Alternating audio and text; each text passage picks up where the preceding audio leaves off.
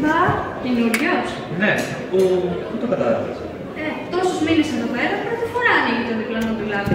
Και μάλιστα μες στα μέσα της χρονιάς. Με λένε Αλεξάνδρα και για τους φίλους άντρα. Στέφανος. Πού σε βρε Στέφανε, επιτέλους ξαναβρισκόμαστε. Γεια σου, Ανδρέα. Ξεφούσκωσες βρε. Ναι. Γεια. Μιχάλης, χάρηκα. Στέφανος. Γιατί δεν είσαι μαζί μας μετά? Ναι, εντάξει.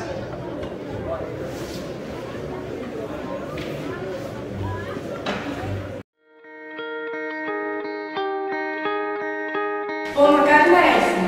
Ναι, εσύ φαίνεται απίστευτος τύπος.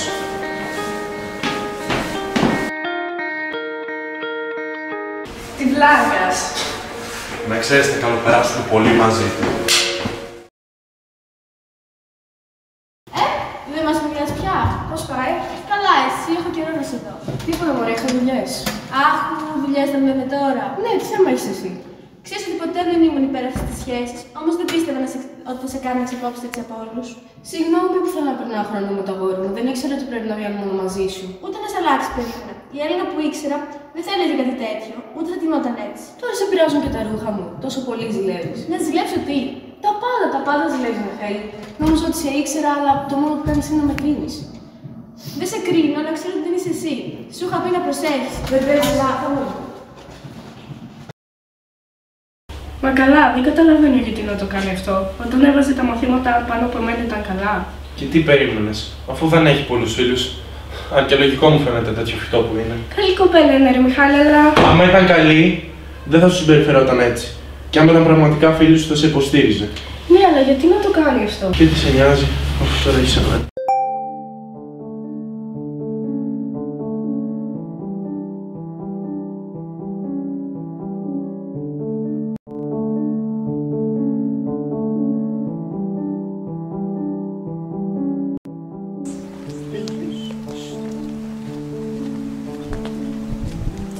ναι, μαμά, το βλέπω να ξεκινήσω.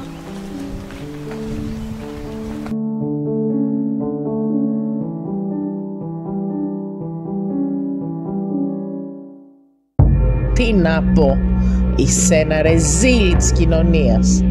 Μετά από αυτά που άκουσα, θα έπρεπε να λες και ευχαριστώ που ήρθα να σε μαζέψω. Ντροπή σου.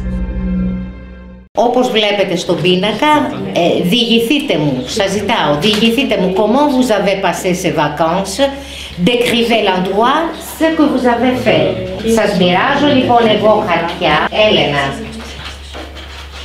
σε παρακαλώ πολύ, δεν έχεις σταματήσει. Από το πρωί μιλάς συνέχεια.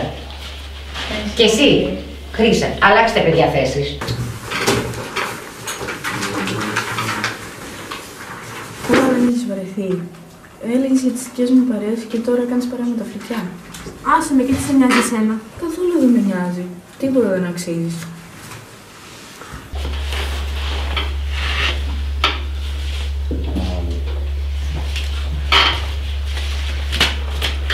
Κόψτε, δεν σας έκανε και κάτι. Και εσύ για κόψε παρέα μαζί τους. Παιδιά, τι γίνεται εκεί πίσω? Τίποτα, κυρία. Κόψτε, δεν σας έκανε και κάτι. Έλα μωρέ, τίποτα δεν κάναμε, αμέσως δράμα.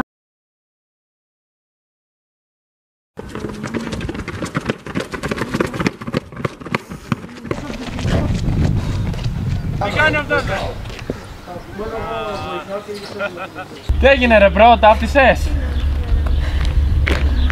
Ναι, πώς είσαι έτσι? Πεθαίνεις από ασυδία? Ηρέμησε ρε φίλε, σε πειράζουμε.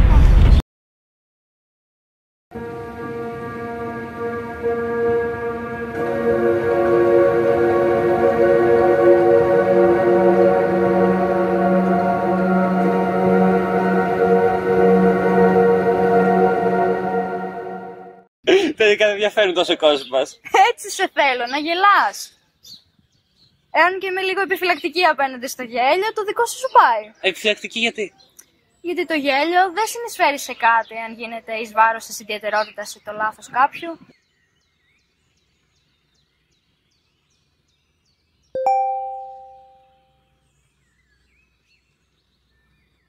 Δεν είμαι μόνο εγώ.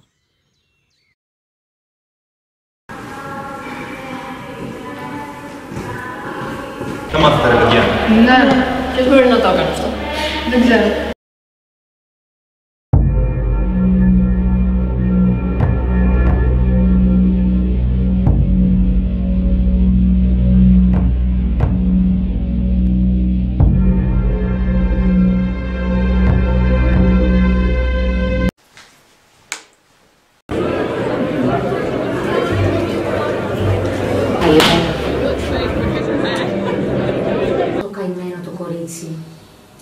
Ελπίζω να γίνει καλά.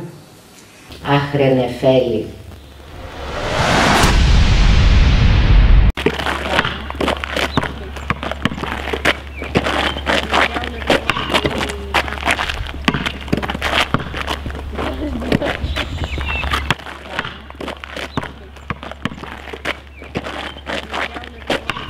Τι έγινε, μας αποφεύγεις τώρα? Στην αρχή παρακαλούσες να γίνουμε φίλοι. Δεν είμαι αλάνθαστος όπως εσύ.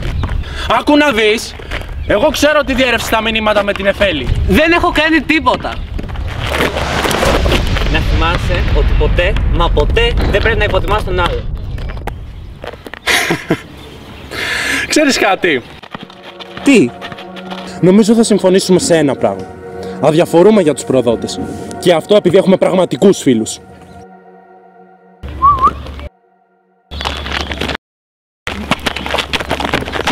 Τι έγινε ρε! Τώρα δεν μιλάω και αφήσέ με! Όχι!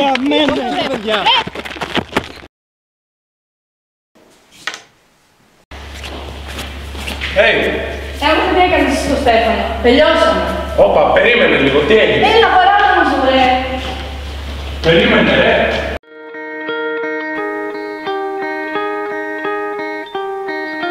Πώς το έκανα μου αυτό, μπορείς να μου πεις? Αντριανέμισε, όλα θα πάνε καλά, μην ανησυχείς.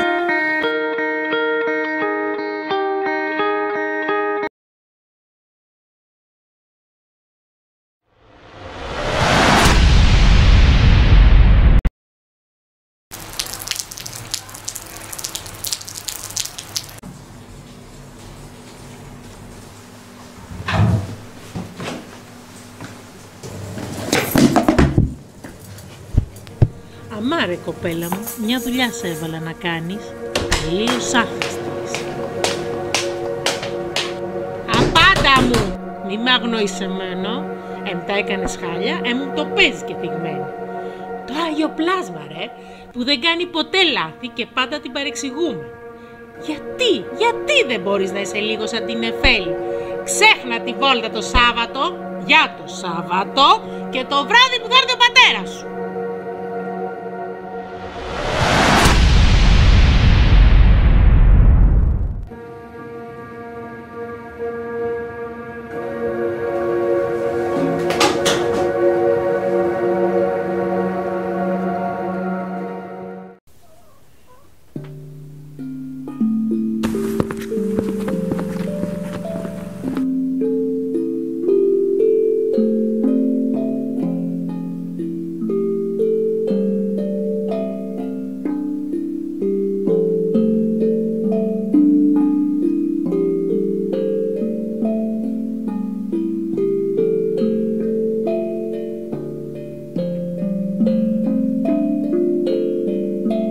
Έφυγα από το σχολείο γιατί με κορόιδευαν για το κιλά μου. Δεν θα πετύχω τίποτα. Κανείς δεν με αποδέχεται, γι' αυτό και κάνω κακό στον εαυτό μου. Βρέθηκα στο άλλο άκρο. Απέκτησα ανορεξία. Και αν φταίω? Υποφέρω και δεν μπορώ να κάνω τίποτα γι' αυτό. Το παιχνίδι είναι απλό. Θύτες πρόχνουν θύματα, αλλά και θύματα θύτες. Άλλοι πάλι προσπαθούν να βοηθήσουν. Μόνο εγώ δεν μπορώ να πέσω, γιατί απλά παρατηρώ τον ντόμινο.